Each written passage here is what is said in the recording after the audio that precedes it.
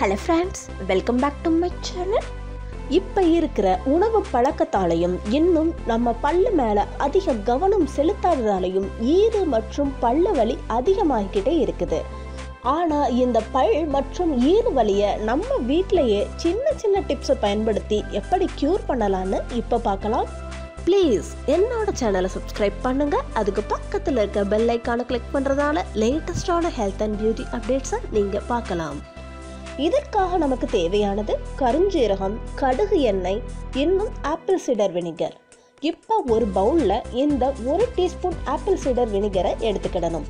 Next இதில் இந்த 1 teaspoon கருஞ்சீரகத்தை சேர்த்துக்கலாம். நெக்ஸ்ட் இதில் 1 டீஸ்பூன் கடுகு எண்ணெயையும் சேர்த்துக்கணும். இந்த மாதிரி சேர்த்த தருணத்தில் இதை எல்லாம் நல்லா மிக்ஸ் பண்ணிக்கலாம். இந்த மாதிரி இந்த கருஞ்சீரகத்தை ஆப்பிள் சீடர் வினிகரில் சேர்த்துட்டு நைட்டு ஃபுல்லாக இந்த மாதிரி ஊற வச்சிடணும். மறுநாள் காலையில் கருஞ்சீரகத்தை வடிகட்டிட்டு வெறும் ஆப்பிள் சீடர் வினிகர் மற்றும் ஆயில் மிக்சரை மட்டும் யூஸ் பண்ணணும். ஒரு காட்டன் பஞ்சை வச்சோ இல்லாட்டி டூத் ப்ரஷ்ஷை வச்சோ இல்லாட்டி கையை வச்சோ நீங்கள் பல் மற்றும் ஈறு மேலே இந்த மிக்சரை ப்ராப்பராக அப்ளை பண்ணால் இது உங்கள் ஈரில் ப்ளீட் ஆகிறத சரி பண்ணுது, கேவிட்டிஸை கூட சரி பண்ணுது. ஸோ இந்த மாதிரி இந்த மிக்சர் அப்ளை பண்ணி நல்லா ப்ரஷ் பண்ணிக்கணும்.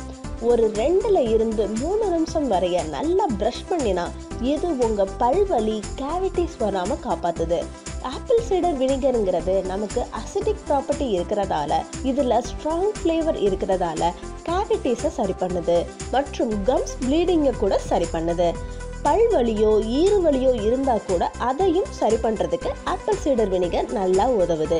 இதில் நம்ம கடுகு எண்ணெயை சேர்த்துருக்கதால கடுகு எண்ணெய்ங்கிறது உங்கள் பல்வலியை சரி பண்ண உதவுது மற்றும் ஈறுகளை பலப்படுத்துது மற்றும் உங்கள் பல்லை வெள்ளையாக்குறதுக்கும் இந்த கடுகு எண்ணெய் நல்லா பயன்படுது. ஸோ இந்த ப்ராசஸை நீங்கள் ரெகுலராக பண்ணால் உங்கள் பல்வலி, ஈறு வலி மற்றும் பல்லை வெள்ளையாக்குறதுக்கும் எவ்வளவோ உபயோகப்படுது. இந்த வீடியோ பிடிச்சிருந்தா கீழே இருக்க லைக் பட்டனை ப்ரெஸ் பண்ணிட்டு உங்கள் ஃப்ரெண்ட்ஸுக்கு ஷேர் பண்ணிடுங்க.